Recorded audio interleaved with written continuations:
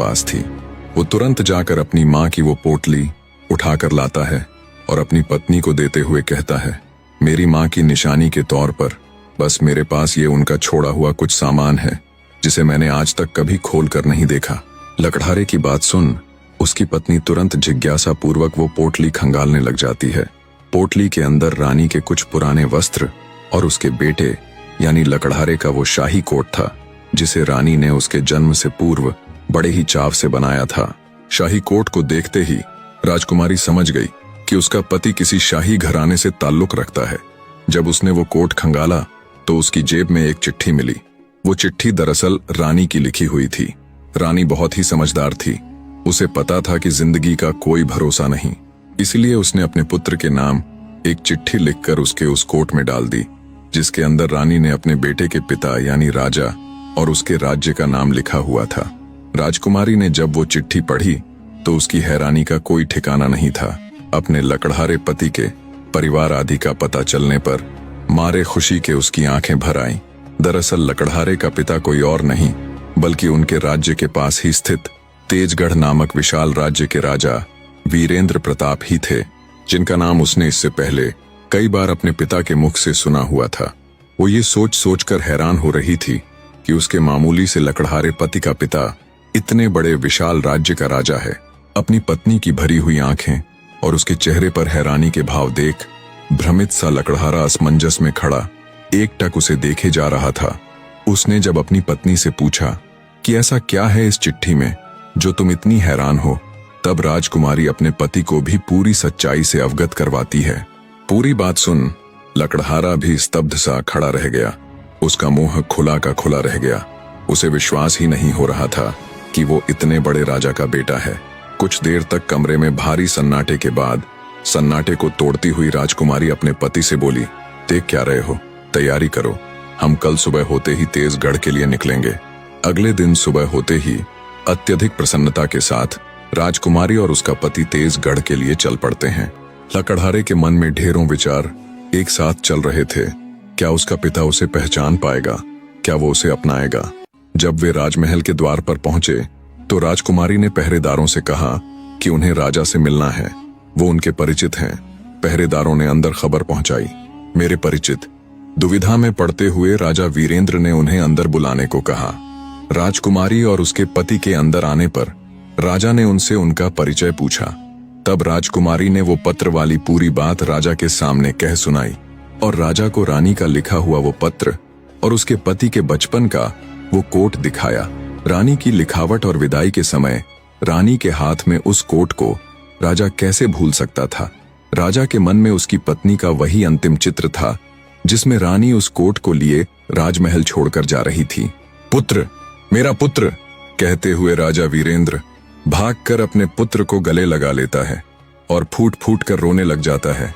कितने ही साल से राजा पश्चाताप के साथ बस इसी उम्मीद में जिए जा रहा था कि शायद एक दिन उसकी संतान उसके पास वापस लौट आएगी। काफी देर तक बहते नेत्रों के साथ राजा अपने पुत्र से लिपटा रहा।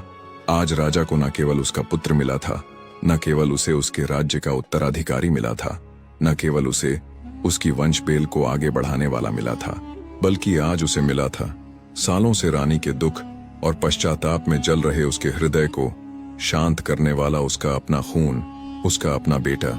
राजा वीरेंद्र प्रताप बड़ी ही खुशी के साथ अपने बेटे, अपने पुत्र को अपना उत्तराधिकारी चुनते हुए उसे सब कुछ सौंप देते हैं और स्वयं तीर्थ के लिए चले जाते हैं। लकड़हारे के साथ साथ राजकुमारी का भाग्य भी अब पूरी तरह से बदल चुका था।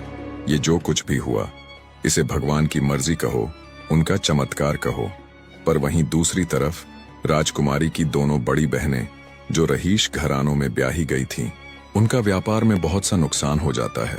उनके नुकसान की भरपाई के चक्र में राजकुमारी का पिता भी अपना सारा धन गंवा देता है। जब राजा दिवालिया हो गया तो गुपचुप तरीके से राज्य छोड़कर तेजगढ़ भाग आता है। अब भूखा पेट तो रोटी मांगेगा ही। पेट की भूख मिटाने के लिए राजा तेजगढ़ में आने के बाद टोकरियां बेचने लग जाता है।